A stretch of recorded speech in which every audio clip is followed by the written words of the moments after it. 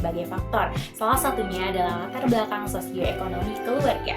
Faktanya, kondisi ekonomi keluarga tidak hanya memengaruhi akses terhadap pendidikan atau fasilitas, tetapi juga cara mereka mendidik anak-anak mereka. Dalam konteks ini, keluarga dengan latar belakang sosioekonomi menengah ke bawah dan menengah ke atas mungkin memiliki perbedaan yang signifikan dalam cara mereka mendidik anak-anak, memberikan kasih sayang, menetapkan batasan, serta dalam pola komunikasi dan peran dalam keluarga. Pada akhirnya, keluarga dengan latar belakang sosioekonomi berbeda mungkin memiliki tantangan yang berbeda juga. Namun, keduanya sama-sama berusaha memberikan yang terbaik untuk masa depan anak-anak mereka. Memahami perbedaan gaya pengasuhan ini membantu kita lebih menghargai perjalanan setiap keluarga dalam membesarkan anak-anaknya. Mau tahu apa saja yang kita temukan dalam proses analisis kita? Yuk simak terus videonya ya. Berikut ini karakteristik responden yang pertama. Lalu berikut ini adalah karakteristik responden yang kedua.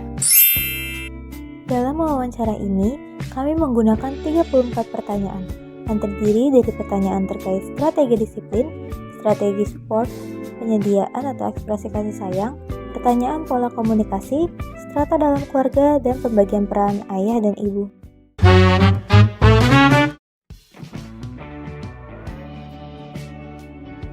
Berdasarkan hasil wawancara dengan responden 1 dan responden 2, ada beberapa persamaan dalam pengasuhan kepada anak. Yang pertama, terkait strategi disiplin. Kedua responden mengajarkan anak-anak mereka untuk memahami tanggung jawab melalui aturan-aturan yang diterapkan di rumah. Misalnya, responden 1 menetapkan kebiasaan bangun pagi dan menyelesaikan pekerjaan rumah sebagai bagian dari disiplin sehari-hari. Sementara itu, responden 2 juga menerapkan batasan waktu bermain gadget dan menekankan pentingnya menyelesaikan tugas sebelum bermain. Yang kedua adalah strategi support. Keduanya memanfaatkan dukungan dari anggota keluarga meskipun intensitas dan konteksnya berbeda. Yang ketiga adalah strategi penyediaan atau ekspresi kasih sayang. Memberikan kasih sayang dianggap penting oleh kedua keluarga. Keduanya menunjukkan kepedulian terhadap anak-anak melalui perhatian dan interaksi, baik secara fisik maupun emosional. Dan yang terakhir adalah strategi pola komunikasi. Keduanya memiliki pola komunikasi cenderung demokratis, di mana aturan dan kebebasan diatur secara seimbang. Responden 1 lebih fokus pada rutinitas pribadi anak dan pengelolaan diri mandiri. Sedangkan pada responden 2 melibatkan anak dalam tanggung jawab keluarga dan membatasi waktu bermain. Responden 1 dalam hal dukungan mengandalkan keluarga dekat, sedangkan responden 2 hanya meminta bantuan saat mendesak. Responden 1 menekankan pemenuhan kebutuhan anak, sedangkan responden 2 lebih menonjolkan keintiman emosional. Responden 1 memiliki gaya komunikasi yang lebih verbal, dan responden 2 memadukan komunikasi verbal dan non-verbal. Dalam strata keluarga, responden 1 lebih memperhatikan anak pertama seperti yang dikatakan bahwa anak pertama lebih diperhatikan terutama saat sakit, karena ketika memiliki anak kedua jadi sudah tahu apa yang harus dilakukan. Lalu untuk responden 2 memperlakukan semua anak sama. Yang terakhir, dalam pengasuhan, responden 1 didominasi oleh ibu, sedangkan pada keluarga responden 2 memiliki pembagian peran yang lebih jelas antara ayah dan ibu. Selanjutnya, kita akan membahas mengenai potensi penyebab persamaan dan perbedaan. Yang pertama, kita akan membahas potensi penyebab persamaan, yaitu yang pertama, strategi disiplin. Persamaan dalam strategi disiplin antara kedua orang tua dapat disebabkan oleh nilai-nilai dasar yang universal tentang pengasuhan anak. Keduanya percaya pentingnya mendisiplinkan anak dengan batasan yang jelas dan memberikan kebebasan dalam batas tertentu.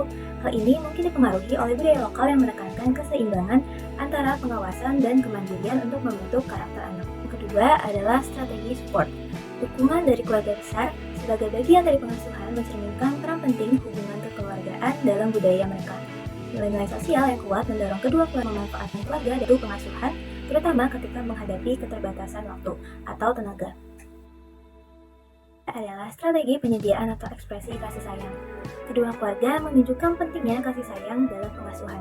Hal ini mungkin dipengaruhi oleh pemahaman bersama bahwa kasih sayang adalah fondasi untuk membangun hubungan yang erat dengan anak. Budaya dan nilai sosial juga berperan dalam mendorong ekspresi kasih sayang sebagai cara memperkuat kedekatan emosional. Yang keempat, strategi pola komunikasi. Komunikasi demokratis yang dilakukan oleh kedua keluarga menunjukkan pengaruh nilai-nilai yang menekankan pentingnya kebebasan berekspresi dalam keluarga. Kedua keluarga tampaknya berbagi pandangan bahwa komunikasi terbuka adalah kunci untuk memahami kebutuhan dan pandangan anak, terlepas dari latar belakang ekonomi. Yang keempat adalah strategi pola komunikasi. Komunikasi demokratis yang dilakukan oleh kedua keluarga menunjukkan pengaruh nilai-nilai yang menekankan pentingnya kebebasan berekspresi dalam keluarga. Kedua keluarga tampaknya berbagi pandangan bahwa komunikasi terbuka adalah kunci untuk memahami kebutuhan dan pandangan anak terlepas dari latar belakang ekonomi. Lalu selanjutnya kita akan membahas mengenai potensi penyebab dari perbedaan. Yang pertama yaitu mengenai strategi disiplin. Pada ekonomi menengah ke atas, pola disiplin lebih berfokus pada pengembangan kemandirian individu. Pendekatan ini seringkali didukung oleh akses terhadap literasi pengasuhan yang lebih baik dan sumber daya yang memadai. Sebaliknya, pada ekonomi menengah ke bawah, pola disiplin lebih melibatkan anak dalam tanggung jawab keluarga. Hal ini dipengaruhi oleh keterbatasan waktu, norma budaya, atau kurangnya akses terhadap pendekatan pengasuhan alternatif. Selain itu, pendekatan disiplin yang menyesuaikan usia terlihat pada responden menengah ke atas, sedangkan responden menengah ke bawah cenderung memperlakukan semua anak dengan cara yang sama tanpa mempertimbangkan tahapan perkembangan mereka, yang disebabkan oleh kurangnya pemahaman atau sumber daya untuk mendukung pendekatan yang lebih variatif. Perbedaan ini menunjukkan bahwa kondisi ekonomi berperan dalam membentuk nilai, prioritas, dan kapasitas orang tua dalam mendisiplinkan anak. Pada strategi support, kelompok ekonomi menengah ke atas cenderung memiliki stabilitas finansial yang lebih baik, memungkinkan mereka lebih mudah mengandalkan keluarga dekat seperti ibu dan adik tanpa merasa khawatir akan beban emosional atau finansial. Sebaliknya, kelompok ekonomi menengah ke bawah lebih selektif dalam meminta bantuan dan cenderung banyak melibatkan kerabat seperti kakak ipar dalam situasi mendesak, yang mencerminkan kebutuhan untuk menjaga kemandirian di tengah keterbatasan sumber daya. Dari segi manfaat dukungan, kelompok ekonomi menengah ke atas lebih berorientasi pada dampak dukungan terhadap pengembangan disiplin anak, mencerminkan fokus mereka pada pengasuhan jangka panjang. Sebaliknya, kelompok ekonomi menengah ke bawah cenderung memanfaatkan dukungan untuk kebutuhan praktis, seperti pengaturan waktu, karena prioritas utama mereka adalah memenuhi kebutuhan sehari-hari. Selanjutnya, yaitu strategi penyediaan dan ekspresi kasih sayang. Responden ekonomi menengah ke atas cenderung menunjukkan kasih sayang melalui pemenuhan kebutuhan material dan dukungan jangka panjang, menunjukkan fokus pada keberhasilan anak secara finansial dan pendidikan. Sebaliknya, responden ekonomi menengah ke bawah lebih menonjolkan keintiman emosional, seperti pelukan dan mendengarkan cerita anak, sebagai cara utama membangun hubungan karena keterbatasan sumber daya material. Selain itu, responden ekonomi menengah ke atas lebih jarang mengekspresikan kasih sayang secara langsung, terutama kepada anak laki-laki, dibandingkan dengan responden ekonomi menengah ke bawah yang lebih terbuka dan hangat dalam interaksi sehari-hari. Hal ini menunjukkan bahwa adaptasi terhadap sumber daya dan nilai keluarga sangat mempengaruhi pola pengasuhan kasih sayang di kedua kelompok. Selanjutnya, terkait strategi pola komunikasi. Pada kelompok ekonomi menengah ke atas, orang tua lebih mengutamakan komunikasi verbal untuk mendukung pendidikan dan perkembangan intelektual anak, seperti membangun komunikasi jelas dan mengajarkan berpikir kritis. Sebaliknya, pada kelompok menengah ke bawah, komunikasi lebih banyak menggabungkan verbal dan non-verbal, seperti pelukan yang menekankan kedekatan emosional. Keterbatasan waktu dan tuntutan pekerjaan menyebabkan komunikasi pada kelompok ini cenderung langsung dan penuh kasih sayang, meskipun kurang intensif. Hambatan seperti rasa canggung juga muncul akibat kurangnya pengalaman pola asuh serupa dari orang tua sebelumnya. Lalu selanjutnya adalah strategi strata dalam keluarga.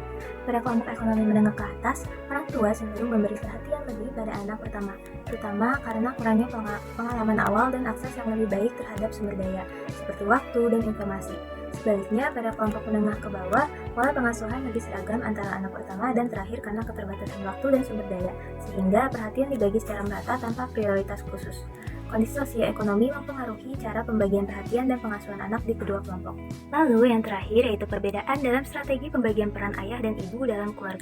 Pada kelompok ekonomi menengah ke atas, peran ibu cenderung lebih dominan, terutama dalam pengambilan keputusan dan pengasuhan anak. Hal ini disebabkan oleh peran ibu yang lebih sering di rumah atau memiliki lebih banyak waktu untuk mengasuh anak, sementara ayah lebih sering terlibat dalam mendukung keputusan yang sudah dibuat oleh ibu. Dalam keluarga dengan pendapatan yang lebih tinggi, ibu memiliki lebih banyak ruang untuk berperan aktif dalam pengasuhan. Sementara ayah lebih fokus pada peran penyedia ekonomi dan tidak terlalu terlibat dalam keputusan pengasuhan sehari-hari. Sebaliknya, pada kelompok ekonomi menengah ke bawah, pembagian peran antara ayah dan ibu lebih jelas dan fleksibel. Keterbatasan sumber daya dan kebutuhan untuk bekerja lebih sering membuat kedua orang tua terlibat secara aktif dalam pengasuhan dan pengambilan keputusan keluarga. Dalam keluarga dengan pendapatan lebih rendah, peran ayah dalam memberikan larangan dan aturan lebih terlihat. Sementara ibu juga aktif memberikan pengasuhan dan peran pengingat. Hal ini disebabkan oleh kebutuhan untuk membagi tugas dengan lebih jelas antara keduanya agar semuanya berjalan dengan baik. Keterbatasan waktu dan tenaga mendorong kedua orang tua untuk bekerja sama lebih seimbang dalam menjalankan peran mereka. Meskipun dalam beberapa kasus, pengambilan keputusan akhir tetap lebih dominan pada ibu. Laporan ini menunjukkan bahwa pola pengasuhan anak dipengaruhi oleh latar belakang sosioekonomi keluarga. Keluarga menengah ke atas cenderung fokus pada kemandirian anak melalui pembatasan teknologi. Sebaliknya, keluarga menengah ke bawah lebih menonjolkan kedekatan emosional dan keterlibatan langsung dalam aktivitas anak. Kesamaan terlihat pada pola komunikasi demokratis, pentingnya kasih sayang, dan dukungan keluarga. Namun, perbedaan signifikan muncul dalam strategi disiplin, ekspresi kasih sayang, dan pembagian peran orang tua yang dipengaruhi oleh sumber daya dan tingkat pendidikan. Faktor budaya juga memainkan peran penting dalam membentuk pola asuh. Adapun saran untuk orang tua, gabungkan disiplin yang mendukung kemandirian dengan kasih sayang dan komunikasi terbuka, libatkan keluarga dan komunitas dalam pengasuhan. Untuk pemerintah, sediakan program edukasi pengasuhan anak yang menjangkau semua tingkat ekonomi, serta akses layanan pendidikan dan kesehatan yang terjangkau. Untuk pendidik, berikan dukungan tambahan bagi anak dari berbagai latar belakang keluarga dan bantu orang tua melalui kolaborasi dengan konselor atau psikolog. Melalui pendekatan ini, pengasuhan anak dapat menjadi lebih adaptif dan mendukung perkembangan anak secara optimal.